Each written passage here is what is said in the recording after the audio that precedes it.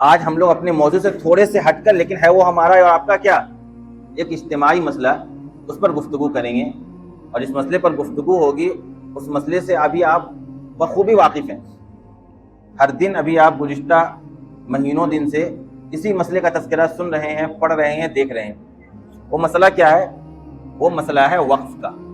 وقف کا معنی کیا ہے؟ وقف کا مطلب یہ ہے کہ کسی چیز کی ملکیت کو روک کر اس کے منافع کو اللہ کے لیے وقف کر دیا جائے، اور یہ طے کر دیا جائے کہ میری فلاں چیز سے حاصل ہونے والا جو منافع ہے وہ فلاں فلاں فلاں پر خرچ کیا جائے گا، یا فلاں فلاں طبقہ اس سے فائدہ اٹھائے گا۔ جیسے لوگوں نے وقف کیا، اسلام میں جب آپ جا کر دیکھیں گے تو اوقاف کی تاریخ میں آپ کو انسانوں کے لیے تو وقف ملے گا ہی، اوقاف کی جائیدادیں ملیں گے ہی، مسلمانوں نے جانوروں تک کے لیے وقف کیا ہے، یعنی باضابطہ ایک کھیت کا ایک خاص حصہ اس بات کے لیے وقف کر دیا کہ اس سے پیدا ہونے والا جو چارہ ہوگا وہ فلاں علاقے میں جو مظلوم مسلمان ہیں، غریب مسلمان ہیں، ان کے جانور کے لیے استعمال کیا جائے گا۔ جانوروں تک کی غذا کے لیے استعمال کی جانے والی چیزوں تک کو مسلمانوں نے کیا کیا ہے؟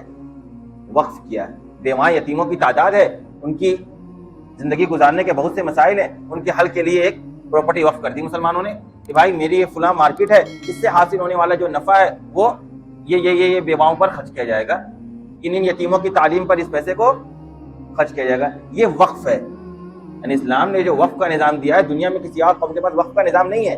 دان کا تصور پایا جاتا ہے، دان کیا ہے؟ فوراً دیا ختم، وہ تو صدقہ ہے، زکوٰۃ ہے۔ وقف کا مطلب یہ ہوتا ہے کہ ہمیشہ ہمیش کے لیے دے دیا گیا کہ میرے یہ 2-4 مکان ہیں، ان 2-4 مکان سے جو بھی کرایہ اٹھے گا اس کرایے کو خرچ کیا جائے گا قوم کے فلاں مسئلے کے لیے۔ مطلب یہ ہے کہ جیسے قرآن کریم نے ایک بات کہی نا، اور وہ بات بالکل اٹل ہے کہ قرآن نے ایسا کہا تو ایسا ہی ہوگا، وہی حال ہے وقف کا۔ میں وقف کرنے والا ہوں، اب میں نے واقف نے یہ کہہ دیا کہ بھائی اس مال سے جو فائدہ حاصل ہوگا وہ صرف اور صرف دھنباد میں موجود یتیموں کی تعلیم پر خرچ ہوگا۔ اب اس پیسے کو آپ دھنباد کے علاوہ کسی اور شہر کے یتیموں پر خرچ نہیں کر سکتے ہیں۔ بات سمجھ میں آئی؟ واقف جو بھی بیان کر دے گا وہ بالکل نص ہوتا ہے۔ واقف جس طرح کا شرط لگا دے گا اسی طریقے کے شرط کے مطابق اس کو خرچ کیا جائے گا۔ اس سے کیا پتہ چلا کہ موقوفہ مال میں عام لوگوں کو یا عام گورنمنٹ کو یا عام حکومت کو یا عام نظام چلانے والوں کو یہ اختیار نہیں ہے کہ وہ اپنے حساب سے اس کے آمد کا اور اس کے خرچ کا حساب طے کریں یا طریقہ کار طے کریں۔ بات سمجھ میں آ رہی ہے؟ وقف کے سلسلے میں کسی دوسرے کو یہ اختیار نہیں ہے کہ وہ یہ طے کرے کہ اس مال موقوفہ کا کیا بنے گا۔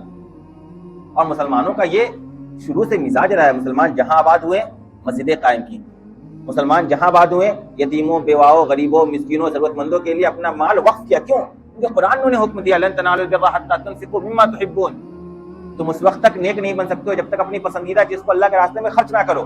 خرچ کرنے کے لیے جا بجا قرآن کریم میں آیتیں نازل کی گئیں اور خرچ کرنے پہ بشارتیں سنائی گئیں کہ جو لوگ اللہ کے راہ میں مال خرچ کرتے ہیں ان کے لیے یہ بشارتیں، انہیں کل جنت ملے گی، انہیں بہترین اجر ملنے والا ہے۔ یہ ساری آیتیں، یہ ساری احادیث، زکوٰۃ کا نظام، صدقے کا نظام، یہ عشر اور خراج کا نظام، یہ پورا نظام اسلام نے دیا، جس کی بنیاد پر مسلمان اپنی محنت کی کمائی کو اللہ کے راستے میں اللہ کی رضا کے لیے خرچ کیا کرتا ہے۔ اسی وجہ سے آپ کو وقف کے اتنے املاک دکھ رہے ہیں۔ آپ نے دیکھا اس ملک کے اندر ہم لوگوں نے بابری مسجد کا کیس 100 سال تک لڑا۔ کیوں لڑا؟ کیونکہ وقف کرنے والے نے اس زمین کو اس لیے وقف کیا تھا کہ یہاں پر اللہ کی عبادت کی جائے گی۔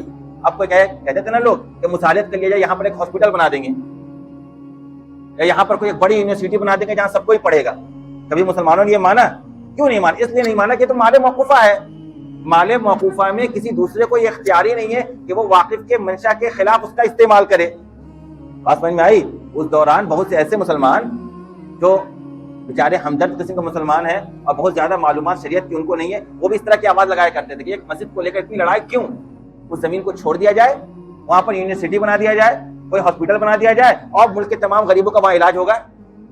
ہم کہتے ہیں کہ بھائی ویسی آپ 10 اور زمین لے لیجیے وقف پر، 10 یونیورسٹی اور بنا لیجیے، 10 ہاسپٹل اور بنا لیجیے، لیکن اس زمین پر ہم یہ عمل نہیں کر سکتے۔ کیوں؟ کیونکہ ہماری شریعت نے ہمارا ہاتھ باندھ دیا ہے۔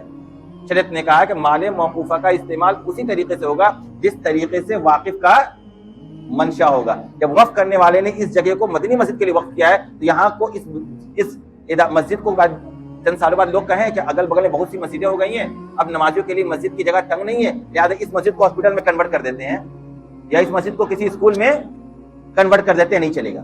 آپ نیوز کے اوپر جائیں گے وہ ایک اعتراض کرتے ہیں کہ دنیا میں کئی ملکوں کا جو رقبہ ہے اس سے زیادہ وقف کی پراپرٹی اس ملک میں ہے۔ یہ مسلمانوں کی سخی ہونے کی علامت ہے، یہ مسلمانوں کی قوم کی فکر ہونے کی علامت ہے کہ مسلمان جہاں آباد ہوئے صرف اپنے لیے آباد نہیں ہوئے، وہاں موجود غریب طبقہ، پسماندہ طبقہ کو اوپر اٹھانے کے لیے بھی انہوں نے فکر کیا. اس وجہ سے آپ کو وقف کے املاک اتنے دکھ رہے ہیں. بات سمجھ میں آ رہی ہے؟ ابھی جو وقف کا املاک ہے، ملک کیونکہ ایک دستوری ملک ہے، ایک جمہوری ملک ہے، بہت سے قوانین بنے، تو مسلمانوں نے یہ کوشش کی کہ ہمارے جو وقف کا املاک ہے اس کے لیے بھی ایک ایسا قانون بن جائے جس سے شریعت کے مطابق وقف کا استعمال ہو سکے. اور اس کے لیے مسلمانوں نے کوششیں کی، اور کوشش کر کے 2013 میں جو ایکٹ بنا، اس سے سب سے بڑا فائدہ یہ ہوا کہ جو ناجائز قبضے تھے، آپ سوچتے ہو کتنا وقف کے املاک ہے، ہمیں دکھتا ہی نہیں. مسلمانوں کے حالات اس سے زیادہ بدتر ہیں، سب سے زیادہ بھیک مانگنے والی قوم یہی دکھتی ہے ہمیں. ہر موقع پر دیکھیے مسجدوں میں اعلان ہو رہا ہے، رمضان آتا ہے دروازوں پر بھیڑ لگ جاتی ہے. آخر اتنا وقف کی پراپرٹی ان کو فائدہ کیوں نہیں پہنچایا جاتا ہے؟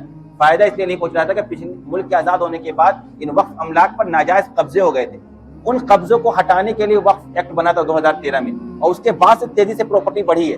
اب جب پراپرٹی بڑھی اور وقف بورڈ نے اپنا کیس دائر کیا کہ فلاں پراپرٹی بھی میری ہے، فلاں پراپرٹی بھی میری ہے، فلاں پراپرٹی بھی میری ہے، جب اس پہ جانچ پڑتال ہوا تو کاغذات نکلے اور وقف کے املاک نکلے، تو اب گورنمنٹ کے پیٹ میں درد ہونا شروع ہو گیا کہ بھائی ایسے تو یہ پورا ملک لے لیں گے ہمارا، ایسے تو ساری پراپرٹی پہ اپنا قبضہ کر لیں گے، بتا دیں گے ہمارا قبضہ ہے، ہماری پراپرٹی ہے، لہٰذا کچھ ایسا کر دیا جائے کہ ان کے اختیارات کو روک دیا جائے.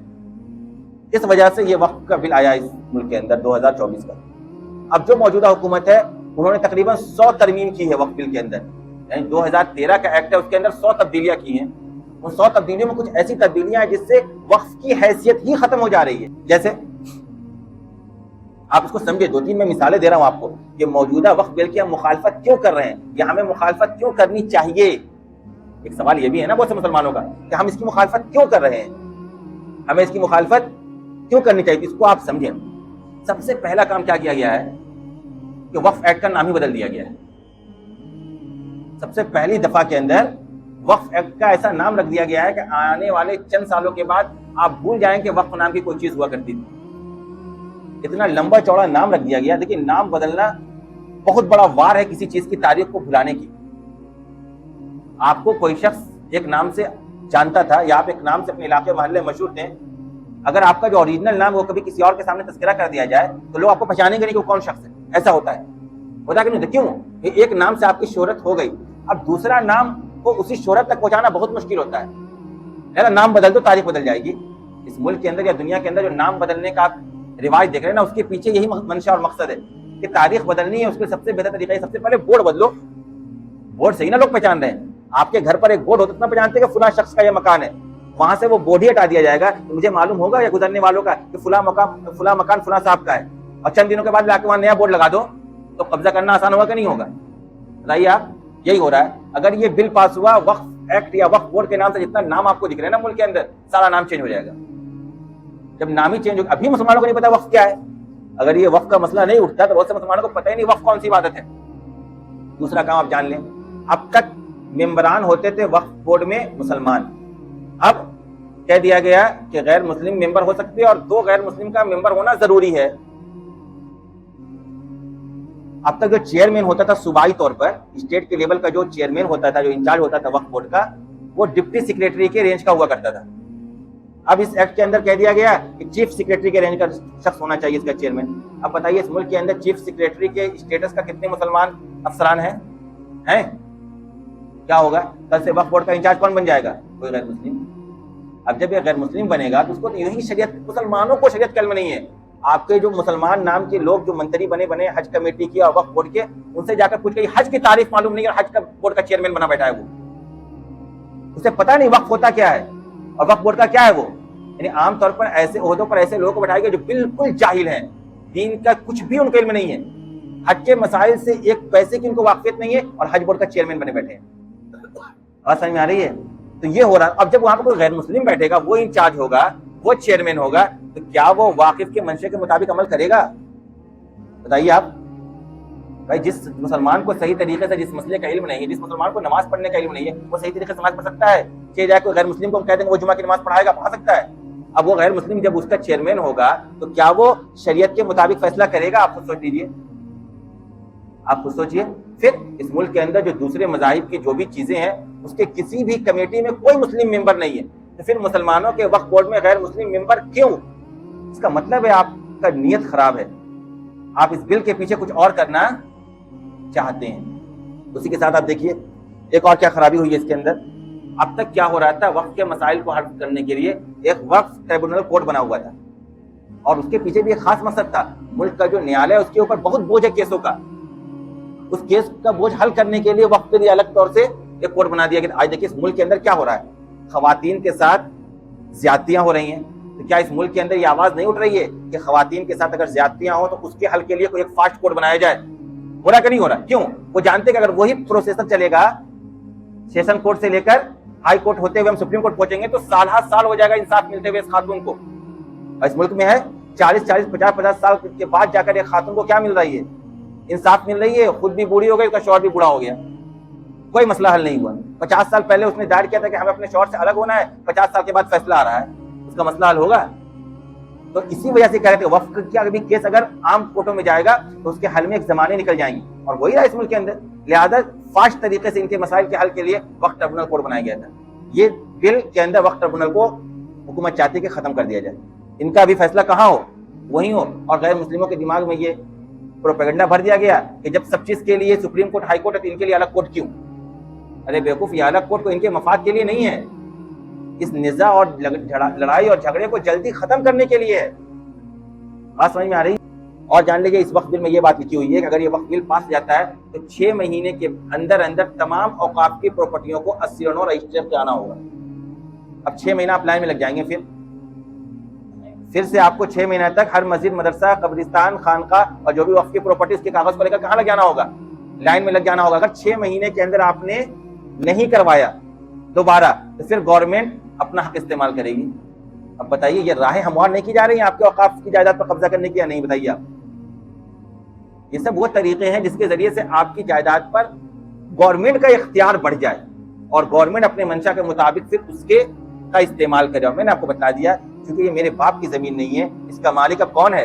اللہ تبارک و تعالیٰ ہے. اوقاف مملوکہ میں وہی ہوگا جو واقف چاہے گا. وقف کی پراپرٹی آپ نہیں بچائیں گے, میں بتا رہا ہوں نا آپ کو, کل پھر آج آپ اس حکومت سے کچھ چیزوں کے محتاج ہے تو آپ کو دے نہیں رہی ہے.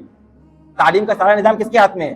گورنمنٹ کے ہاتھ میں. آپ کے بچوں کو اسکالرشپ دینے کو تیار نہیں ہے, آپ کے محلے میں اچھی یونیورسٹی, اچھا کالج کھولنے کو تیار نہیں ہے. آپ سڑک کے محتاج ہیں, آپ کے محلوں میں سڑک کا حال برا ہے, آپ کے محلوں میں لائٹ کا حال برا ہے, بجلی کا حال برا ہے, پانی کا حال برا ہے. جو بنیادی ضرورتیں ان کے ہاتھ میں تھی وہ آپ کو نہیں دے رہے. تو کل جو خالص آپ کی ضرورت ہوگی, قبرستان کی, مسجدوں کی, عیدگاہ کی, خانقاہوں کی, اس ضرورت کے لیے وہ آپ کو زمین دے دیں گے. آپ یہ سوچ رہے ہیں کہ اس خواب غفلت میں مت رہیے گا, یہ کام آپ کو خود کرنا ہوگا. اور مسلمانوں نے ہر جگہ اپنا کام خود کیا ہے. آج بھی اتنا بڑا نظام اس ملک کے اندر جو چل رہا ہے, میں کہا نا یہ ساری چیزیں جو آپ کو دکھ رہی ہیں پراپرٹی, آج یہ کہتے ہیں کہ ان کی 8 لاکھ سے لے کر 1000 کروڑ تک کیا ہے پراپرٹی ہے. تو یہ پراپرٹی کہاں سے آئی ہے؟ کسی گورنمنٹ سے ہم نے بھیک مانگی ہے کیا؟ یہ پراپرٹی ہمارے آباء و اجداد نے وقف کیا ہے, تب ہمارے پاس ہے, ہم نے اپنا مال دیا ہے, یہ ہمارا مال ہے. اس تو مال کی حفاظت کی ذمہ داری بھی ہماری ہے. اگر ہم نہیں حفاظت کریں گے تو کوئی دوسری قوم آپ کی حفاظت کے لیے کھڑی نہیں ہوگی. لہذا آپ سے جو مطالبہ کیا جا رہا ہے وہ آپ ابھی کریں. ہو سکتا ہے دیکھیے ملک کا ہم لوگوں نے 10 سالوں کی تاریخ موجود ہے, اس سے پہلے بھی کچھ خاص کمیونٹی کے لیے کچھ قوانین آئے, وہ پاس کیسے ہوا, وہ رد کیسے ہوا, وہ ہم نے اور آپ نے دیکھا ہے. مہینوں لوگ سڑکوں پر گزارے ہیں, لاٹھیاں کھائی ہیں, تب جا کر کوئی قانون واپس ہوا ہے. آپ نے سمجھا آسانی سے آپ کا قانون واپس ہو جائے گا, لیکن جیسی کوشش ہو رہی ہے ابتدائی آپ اس میں بڑے آہستہ آہستہ کر کے انشاءاللہ آگے جیسا وقت آئے گا آپ کھڑے ہوں گے, اور آپ کو کھڑا ہونا ہوگا اس ملک کے اندر. اللہ تبارک و تعالیٰ ہم سب کو ان سب باتوں پر عمل کرنے کی توفیق عطا فرمائے.